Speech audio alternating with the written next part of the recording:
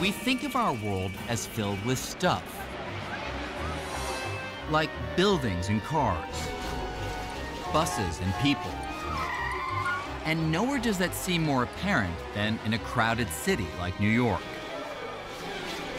Yet, all around the stuff that makes up our everyday world is something just as important, but far more mysterious. The space in which all this stuff exists. To get a feel for what I'm talking about, let's stop for a moment and imagine. What if you took all this stuff away? I mean all of it. The people, the cars and buildings, and not just the stuff here on Earth, but the Earth itself. What if you took away all the planets, stars, and galaxies, and not just the big stuff, but tiny things down to the very last atoms of gas and dust? What if you took it all away? What would be left? Most of us would say nothing, and we'd be right. But strangely, we'd also be wrong. What's left is empty space, and as it turns out, empty space is not nothing. It's something. Something with hidden characteristics as real as all the stuff in our everyday lives. In fact, space is so real, it can bend. Space can twist. And it can ripple. So real that empty space itself helps shape everything in the world around us and forms the very fabric of the cosmos. Well, you can't understand anything about the world unless you understand space, because that's the world. The world's space with stuff in it. We're not usually very conscious of space. But then again, I tell people fish are probably not conscious of water either. They're in it all the time. Space is not really nothing. It actually has a lot going on inside. When most of us picture space, we think of outer space, a place that's far, far away. But space is actually everywhere. You could say it's the most abundant thing in the universe. Even the tiniest of things, like atoms, the basic ingredient in you and me and everything else we see in the world around us, even they are almost entirely empty space. In fact, if you removed all the space inside all the atoms making up the stone, glass, and steel of the Empire State Building, you'd be left with a little lump about the size of a grain of rice, but weighing hundreds of millions of pounds. The rest is only empty space. But what exactly is space? I can show you a picture of Spain, of Napoleon, of my Uncle Harold. But space, it looks like this. Nothing. So how do you make sense of something that looks like nothing? Why is there space rather than no space? Why is space three-dimensional? Why is space big? We have a lot of room to move around in. How come it's not tiny? We have no consensus about these things. What is space? We actually still don't really know. It is one of the deepest mysteries in physics. Fortunately, we're not completely in the dark. We've been gathering clues about space for centuries. Some of the earliest came from thinking about how objects move through space. To get a feel for this, take a look at that skater. As she glides across the rink, she's moving in relation to everything around her, like the ice.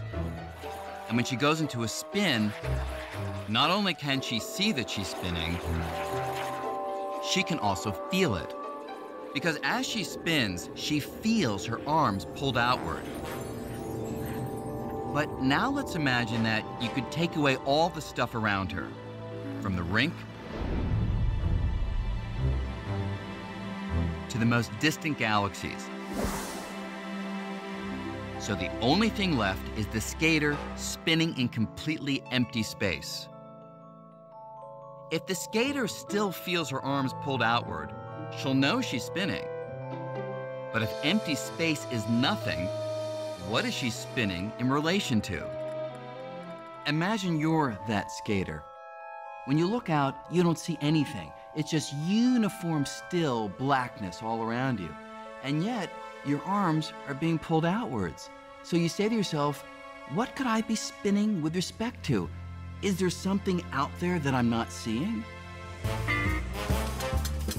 Trying to answer questions like these, scientists came up with a bold new picture of space.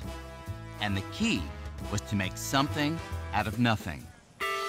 Beatrice, thou hast wept this whole while. Yea, and I will weep a while longer. When you go to the theater, you watch the actors, I do confess that I love nothing in the world so well as thee. the scenery, the story. But I protest, I love thee. Well, then, God forgive me. What offense, sweet Beatrice? But there's something important here that you won't find mentioned in the playbill. Something we hardly ever notice.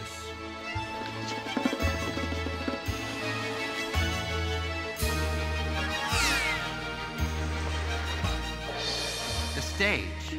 It's an absolutely vital part of the show, and yet most of us, we don't even give it a second thought. But Isaac Newton, he did.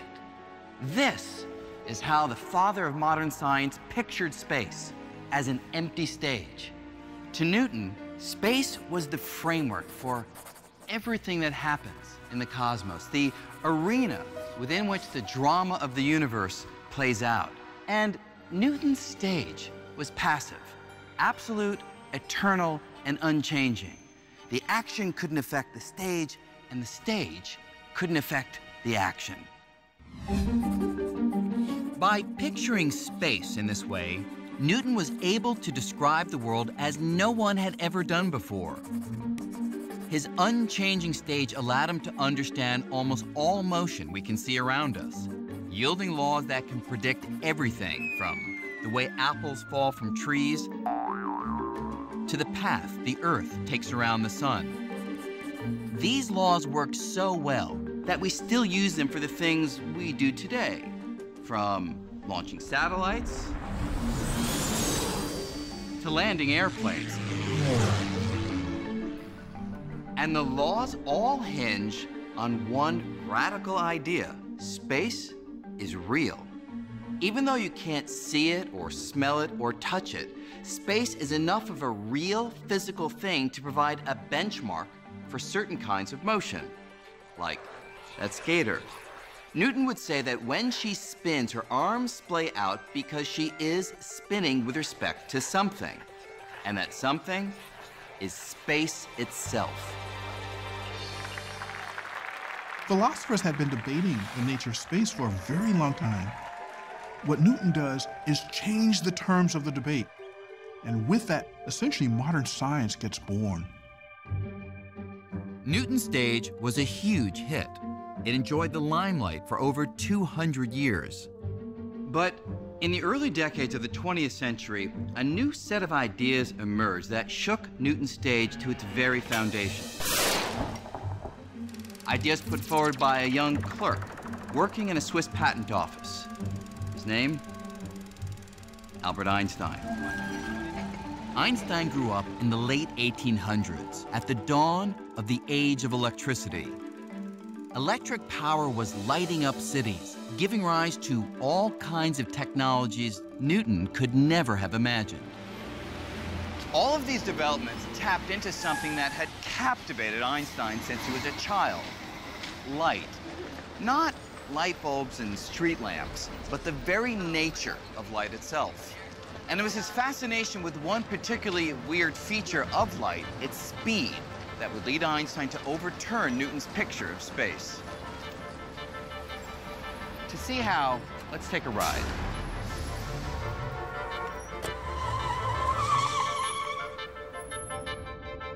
Right now, we're traveling at about 20 miles per hour.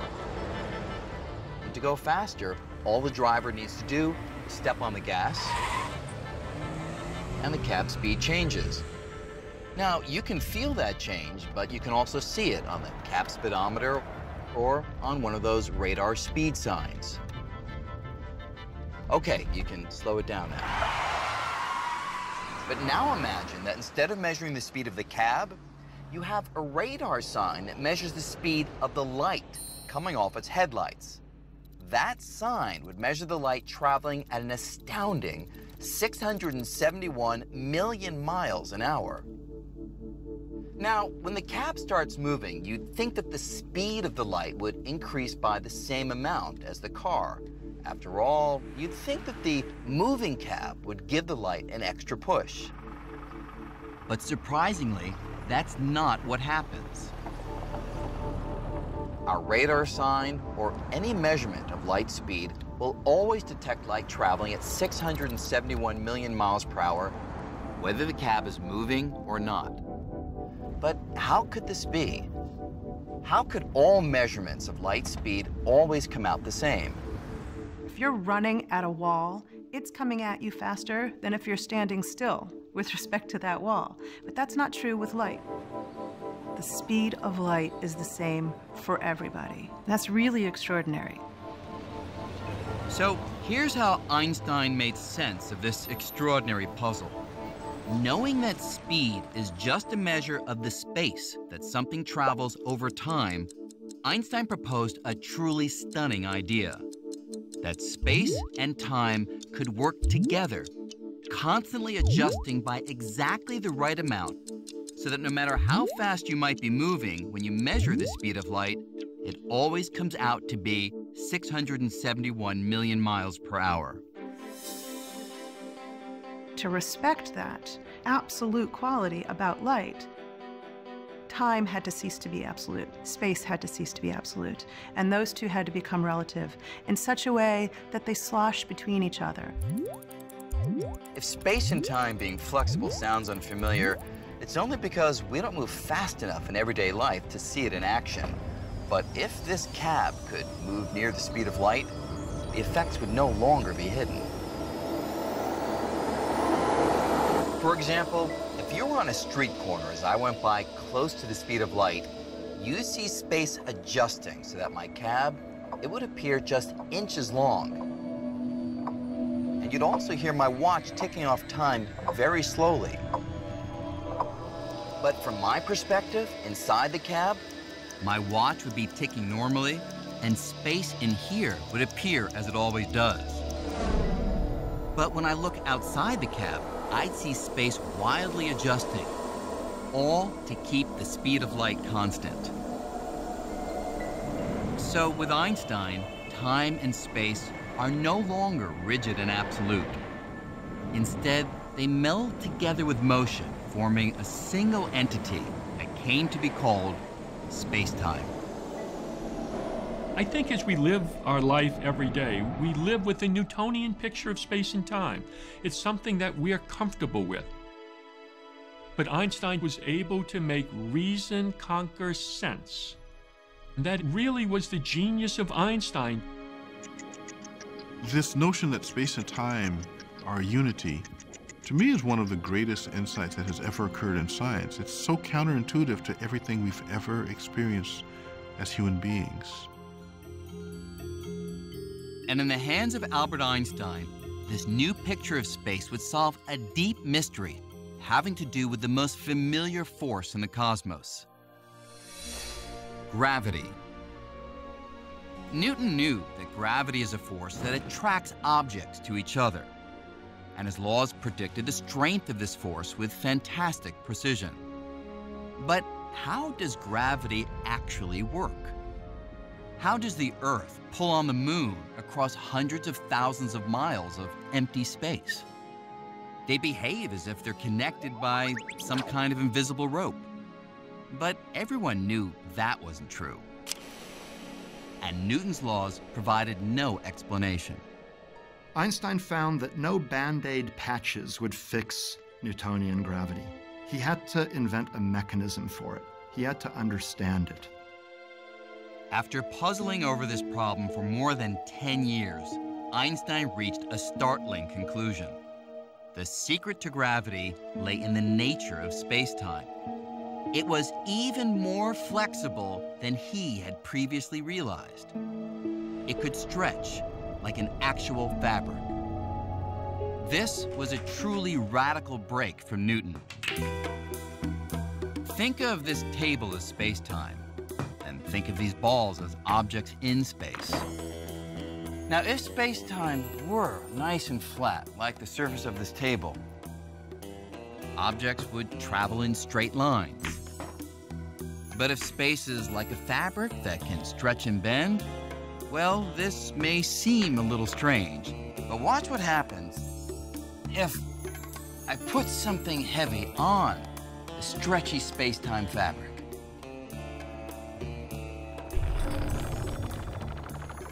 Now, if I take my shot again,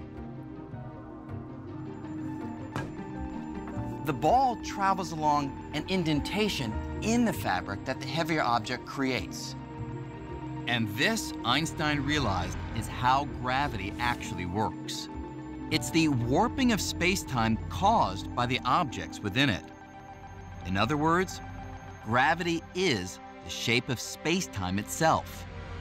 The moon is kept in orbit not because it's pulled to the Earth by some mysterious force, but rather because it rolls along a curve in the space-time fabric that the Earth creates. With Einstein, space became not only real, but flexible. So suddenly space had properties, suddenly space had curvature, suddenly space had a flexible kind of geometry, almost like a rubber sheet.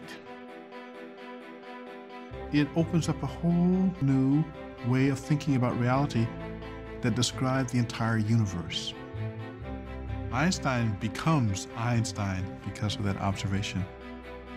Where Newton saw space as passive, Einstein saw it as dynamic. It's interwoven with time, and it dictates how things move. So, after Einstein, space can no longer be thought of as a static stage. It's an actor, and it plays a leading role in the cosmic drama.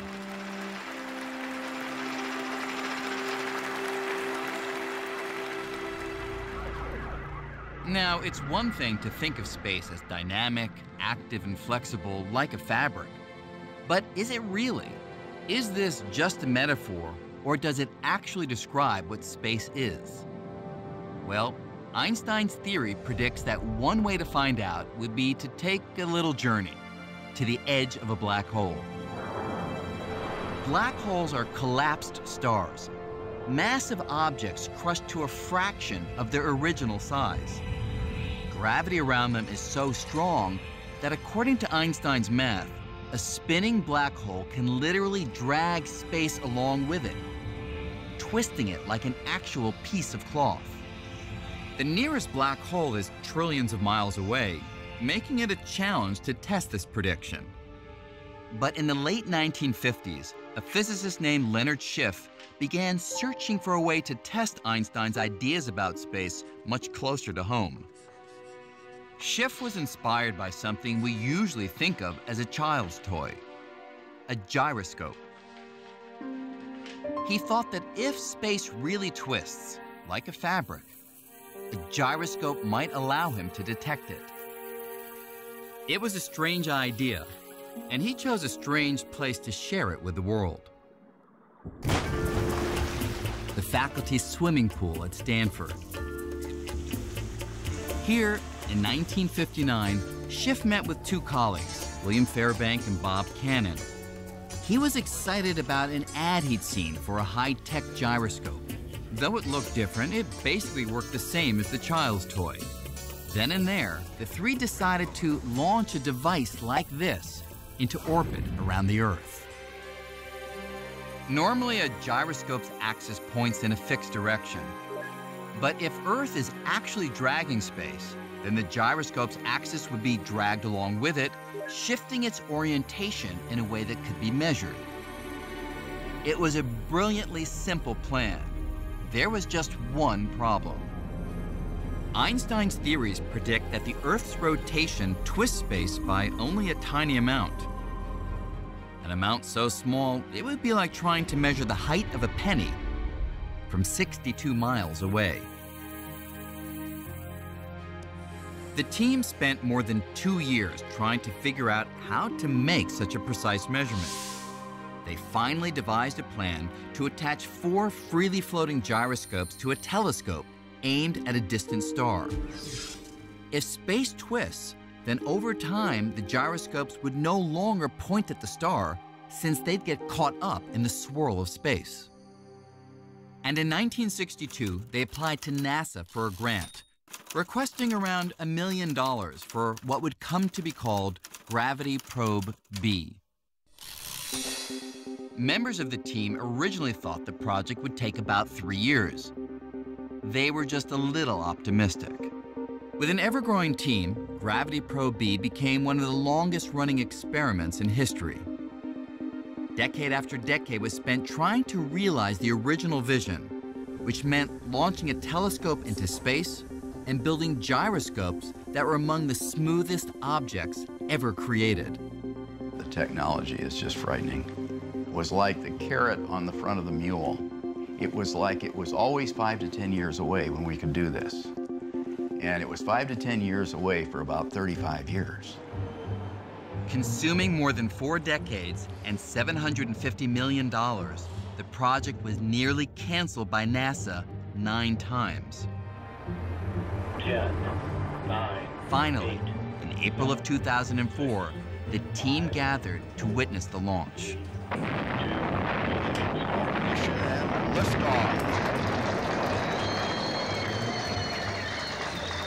Of the 3 men who sat by the pool back in 1959, only one was alive to see it. And there we were, watching. It's a terribly exciting moment in your life. Just a thrilling experience. It was flawless. 10,000 things did not go wrong. For over a year, Gravity Probe B orbited the Earth while the team nervously monitored its every move, trying to see if the Earth would actually twist space. Finally, the data began to trickle in, and there was a problem. The gyroscopes were experiencing a tiny, unexpected wobble, and to clean up the data would cost millions. With funds running out, it looked like nearly half a century of work was about to go down the drain. Then, at almost the last possible moment, 2 sources of additional funding emerged. The son of original team leader William Fairbank, who made a private donation, and Turki al-Saad, a member of the Saudi royal family with a degree in aeronautics from Stanford, who arranged for a large grant. Over the next 2 years, the problem with the data was solved, revealing that the axes of the gyroscope shifted by almost exactly the amount predicted by Einstein's equations. I think it's the first time that you can actually see Einstein's effect, his drift, with the naked eye. This experiment provides the most direct evidence ever found that space is something real, a physical entity like a fabric. After all, if space were nothing, there would be nothing to twist. But at the same time that Albert Einstein was investigating space on the largest of scales, another band of physicists was probing the universe on extremely tiny scales. And there they found a completely uncharted realm where Einstein's picture of space, it was nowhere to be found. Do you see what I'm talking about? Imagine you could shrink billions of times smaller than your current size. This is the realm of atoms and subatomic particles, the fundamental building blocks of everything we can see. And when you get down to this size, the world plays by a wildly different set of rules called quantum mechanics. According to these rules, even if you try to remove every last atom and particle, you'd find that empty space is still far from empty. In fact, it's teeming with activity. Particles are constantly popping in and out of existence. They erupt out of nothingness, quickly annihilate each other, and disappear. In quantum mechanics, empty space is not that empty. It's full of fluctuating fields, full of all sorts of jittery things going on. It's a place where particles are constantly fluctuating and annihilating each other and being created again and annihilating. It's a place of chaos and bubbling. While the theory predicted this, it wasn't until 1948 that a scientist named Hendrik Casimir suggested that even though we can't see these particles, they should cause empty space to do something we can see. And he predicted that if you take two ordinary metal plates and place them extremely close together, say closer together than the thickness of a sheet of paper, then particles with certain energies would be excluded because in some sense they wouldn't fit between the plates. With more of this frenetic activity outside the plates than inside, Casimir thought the plates would be pushed together by what we usually think of as empty space. And some years later, when the experiment was done,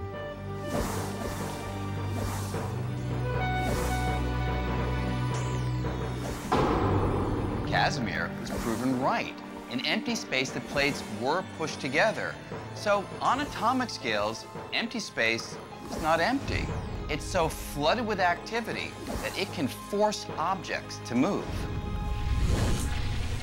And today, the quest to understand space on the smallest scale is continuing with one of the most expensive science experiments in history. This is CERN, the European Organization for Nuclear Research in Geneva. And here, buried a few hundred feet below the ground, is the Large Hadron Collider, the world's most powerful accelerator.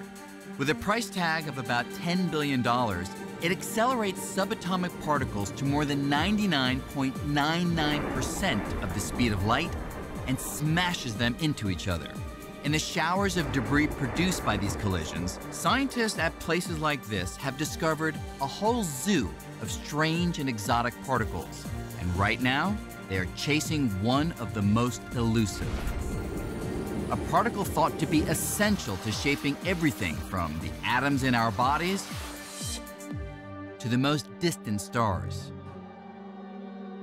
If this particle is found, it will redefine our picture of space and fulfill a quest begun more than 40 years ago. It all started in 1964 when a young English physicist named Peter Higgs suggested something about space that was so radical it nearly ruined him. I was told that I was talking nonsense, that I couldn't be right. So they clearly hadn't understood what I was saying. Higgs and a few others were wrestling with a puzzle which comes down to this. The fundamental particles in the universe all contain different amounts of mass, which we usually think of as weight. Without mass, these particles would never combine to form the familiar atoms that make up all the stuff we see in the world around us. But what creates mass? And why do different particles have different masses? Try as they might, no one had been able to answer this perplexing question. Then, one weekend, after a walk outside Edinburgh, Higgs had a peculiar idea. Using mathematics, he imagined space in a new way, as something like an ocean. Particles are immersed in this ocean and gain mass as they move through it. To see how this works, think of a particle's mass like an actor's fame. And the Higgs ocean is like the paparazzi. Some particles, like unknown actors, pass through with ease. The paparazzi simply aren't interested in them. But other particles, like superstars, have to push and press. And the more those particles struggle to get through, the more they interact with the ocean and the more mass they gain. Higgs was convinced he'd made a great discovery. But when he submitted his idea to a journal at CERN, it was rejected. Undaunted, Higgs honed his theory further, until he was offered the chance to present it at Einstein's old haunt, the Institute for Advanced Study in Princeton. There, he expected his new idea would meet some of its toughest critics. I was happily driving up the freeway, and then there was a sign to turn off for Princeton, and that really confronted me with what I was going into. I broke out in a cold sweat and started trembling, and I had to pull off the road to recover. But Higgs persevered. It was the first in a series of talks that would convince colleagues far and wide that he was onto something profound. Eventually, I sort of wore them down. I felt I'd sort of triumphed. So I enjoyed the parties which followed. Today, the idea Higgs pioneered, called the Higgs field, is crucial to our understanding of space. The Higgs field is everywhere. It's something that even in the emptiest vacuum of space has an effect. It gives you mass. So I think Higgs actually deserves credit for being one of the people that said space is stuff. It has properties in it that are intrinsic, that you can't get rid of, you can't turn them off. The only problem?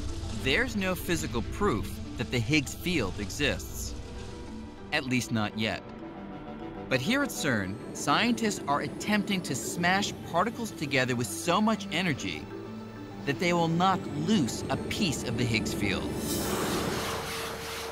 producing a tiny particle of its own. It's as if they're trying to chip off a piece of space. We think that if we knock into space hard enough with particle accelerator collisions, that we can actually make a Higgs particle come out of empty space. Our whole understanding of matter as we now have it would just fall apart if the Higgs field didn't exist. I don't think anybody seriously doubts that we will see it. Certainly if we don't, that would be an extremely bizarre outcome. Finding the Higgs particle would be a major milestone, establishing that the emptiest of empty space has an impact on all of matter. But it turns out that space contains an ingredient far more elusive than anything Higgs ever imagined.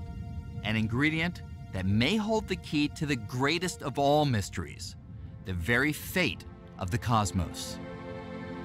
It's a mystery that began some 14 billion years ago in what we call the Big Bang. In a fraction of a second, the universe underwent a violent expansion, sending space hurtling outward. Space has been expanding ever since. For decades, most scientists thought that expansion must be slowing down thanks to the pull of gravity. When I toss an apple up, the gravity of the Earth eventually stops it and brings it back. And just like the apple slows down with time, so too the universe should have been slowing down in its expansion because of the gravitational attraction of all matter and energy for all other matter and energy. But that raised the question, what is the ultimate fate of the cosmos? Would space go on expanding forever? Or would gravity eventually stop space from expanding, causing it to collapse back on itself in a big crunch?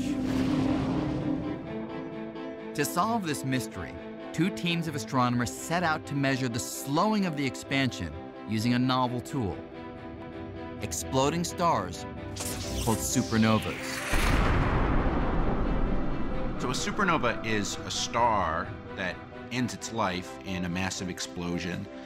They're extremely luminous. They can be as bright as 1 billion suns.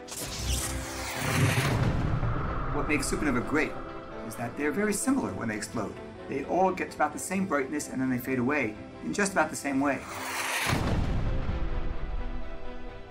Because the explosions are so bright and uniform, the teams reasoned that these supernovas would act as very precise cosmic beacons, allowing them to track how the expansion of space has slowed over time.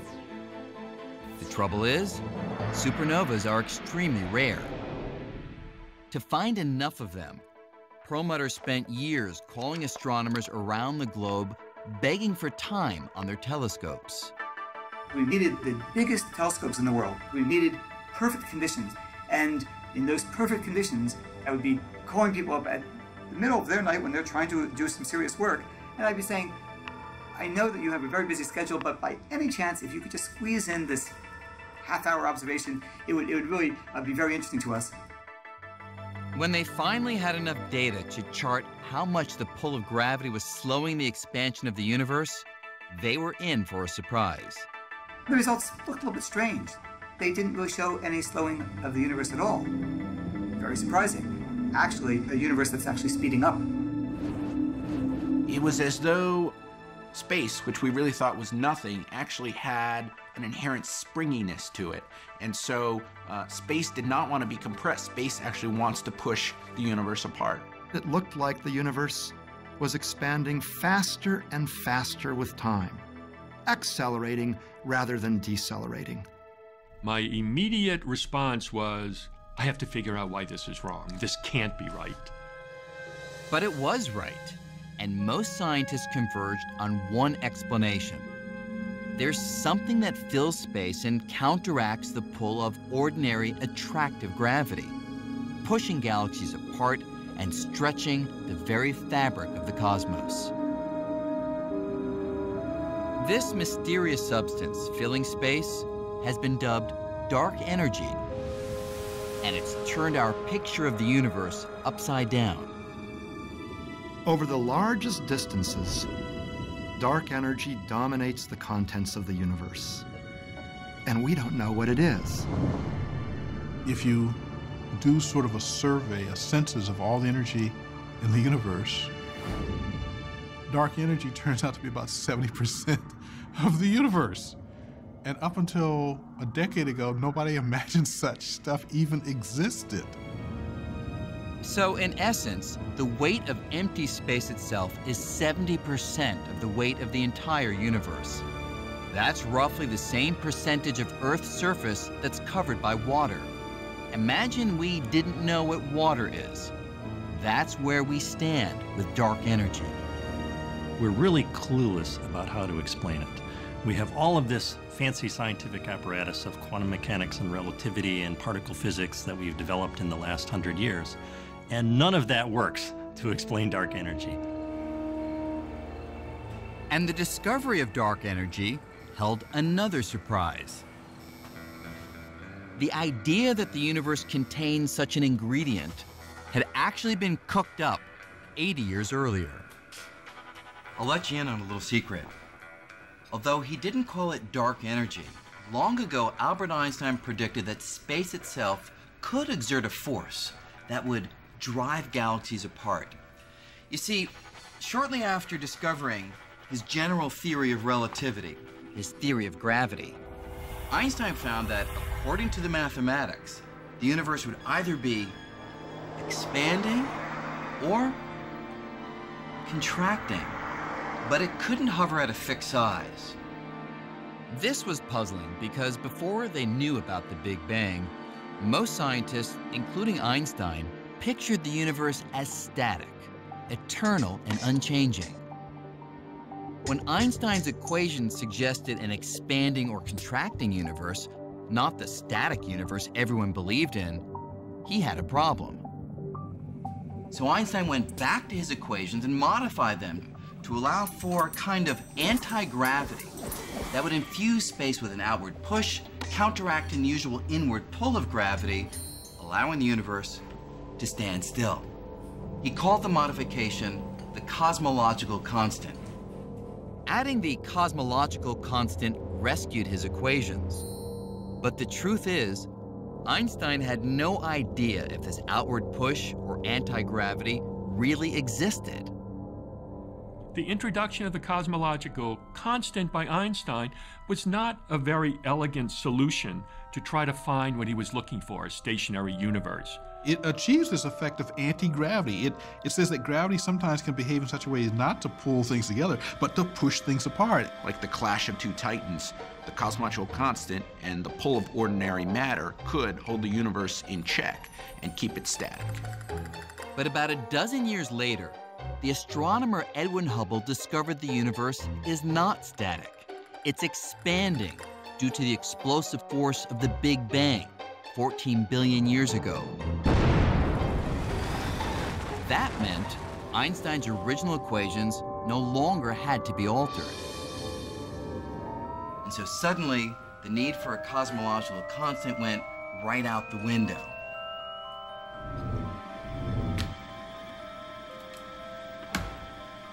Thank you. You're welcome. Einstein is said to have called this his biggest blunder. But here's the thing. With the recent discovery that the expansion of the universe is accelerating, scientists are convinced that there is something in space that is pushing things apart. So 70 years later, Einstein's biggest blunder may rank among his greatest insights. It was something that nobody else was thinking about, but it might be that Einstein's cosmological constant is the key to understanding the expansion of the universe as we see it today. Though no one knows what dark energy actually is, it raises an astounding and troubling possibility. Einstein pictured the strength of his anti-gravity as constant. But is the strength of dark energy constant? And what if it changes over time? The answer could overturn everything we thought we knew about the fate of the cosmos.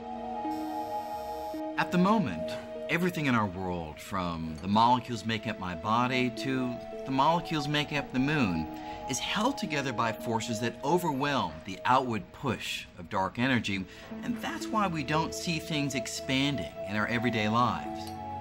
But that situation might not last forever.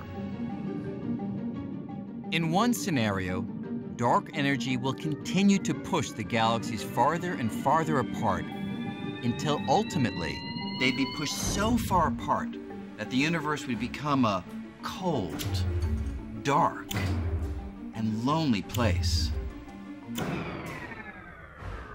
In another scenario, the strength of dark energy might increase over time, becoming so strong that it would tear apart everything within the galaxies, from stars to planets to matter of all kinds.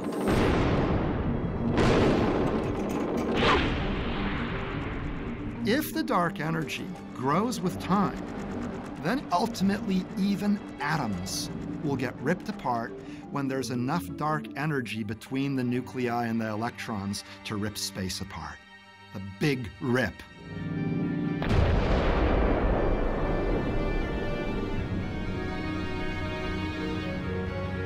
Our picture of space has gone through a remarkable transformation. Back in Newton's time, space was just the container. It didn't do anything at all. Then through Einstein, space begins to affect how objects move. Then with Casimir, literally objects can be pushed by the activity even in empty space. And now through the ideas of Higgs and dark energy, the very expansion of the universe may be coming from the energy of empty space itself. I don't think anybody would have thought that space would have this kind of rich and profound impact on the nature of reality. But as far as we've come, the journey that began with Isaac Newton's picture of space as something like a stage is not yet finished. As we examine the fabric of the cosmos ever more closely, we may well find far more surprises than anyone ever imagined. Take me, for example. I seem real enough, don't I? Well, yes. But surprising new clues are emerging that everything, you and I, and even space itself, may actually be a kind of hologram. That is, everything we see and experience, everything we call our familiar three-dimensional reality, may be a projection of information that's stored on a thin, distant, two-dimensional surface. Sort of the way the information for this hologram is stored on this thin piece of plastic. Now, holograms are something we're all familiar with, from the security symbol you find on most credit cards. But the universe is a hologram? That's one of the most drastic revisions to our picture of space and reality ever proposed. And the evidence for it comes from some of the strangest realms of space, black holes. This is a real disconnect, and it's very hard to get your head around. Modern ideas coming from black holes tell us that reality is two-dimensional, that the three-dimensional world, the full-bodied three-dimensional world, is a kind of image of a hologram on the boundary of the region of space. This is a very strange thing. When I was a younger physicist, I would have thought any physicist who said that was absolutely crazy. Here's a way to think about this. Imagine I took my wallet and threw it into a black hole. What would happen? We used to think that since nothing, not even light, can escape the immense gravity of a black hole, my wallet would be lost forever. But it now seems that may not be the whole story. Recently, scientists exploring the math describing black holes made a curious discovery. Even as my wallet disappears into the black hole, a copy of all the information it contains seems to get smeared out and stored on the surface of the black hole, in much the same way that information is stored in a computer. So, in the end, my wallet exists in two places. There's a three-dimensional version that's lost forever inside the black hole, and a two-dimensional version that remains on the surface as information. The information content of all the stuff that fell into that black hole can be expressed entirely in terms of just the outside of the black hole. The idea then is that you can capture what's going on inside the black hole by referring only to the outside. And in theory, I could use the information on the outside of the black hole to reconstruct my wallet. And here's the truly mind-blowing part. Space within a black hole plays by the same rules as space outside a black hole or anywhere else.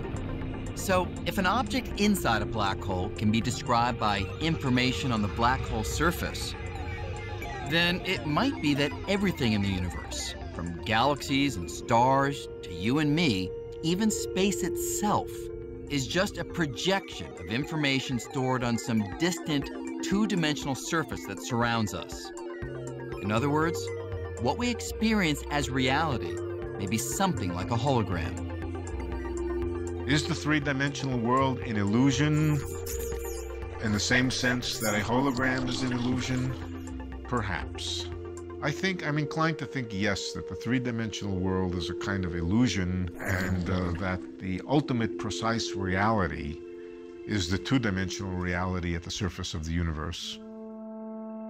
This idea is so new that physicists are still struggling to understand it. But if it's right, just as Newton and Einstein completely changed our picture of space, we may be on the verge of an even more dramatic revolution. For something that's such a vital part of our everyday lives, space remains kind of like a familiar stranger. It's all around us, but we're still far from having unmasked its true identity. That may take 100 years, it may take 1,000 years, or it may happen tomorrow. But when we solve that mystery, we'll take a giant step toward fully understanding the fabric of the cosmos.